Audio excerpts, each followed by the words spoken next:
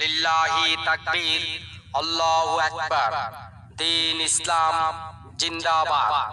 দারুল উলুম তেলিপাড়া হাফিজিয়া মাদ্রাসা ও এতিমখানার উদ্যোগে এবং কবরস্থানের মুর্দাগণের মাগফিরাতের জন্য দোয়া কামনায় দ্বিতীয় বার্ষিক ইসলামী মহাসম্মেলন তারিখ 2 ডিসেম্বর, রোজ সোমবার, সময় বাদ আসর হইতে, স্থান ঈদগাহ ময়দান। সভাপতিত্ব করবেন জনাব আব্দুল মান্নান সরকার সাহেব, অবসরপ্রাপ্ত সরকারি চাকুরিজীবী। ওয়াজ ফরমাইবেন আন্তর্জাতিক খ্যাতি সম্পন্ন বক্তা হযরত মাওলানা আব্দুল মালেক ফয়েজি সাহেব দামাত বারাকাতাহুম চরমোনাই।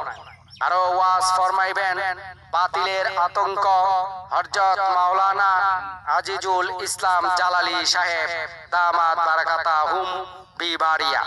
আরো ওয়াজ পেশ করবেন হযরত মাওলানা মুফতি দ্বীন ইসলাম হাসান সাহেব দামাত বারাকাতাহুম ইমাম ও খতিব তেলিপাড়া জামে মসজিদ।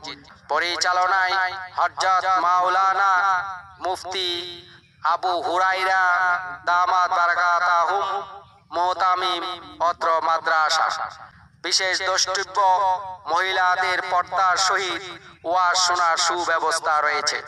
উক্ত ওয়াজ মাহফিলে দলে দলে যোগদান করে দু জাহানের অশেষ নেকি হাসিল করুন।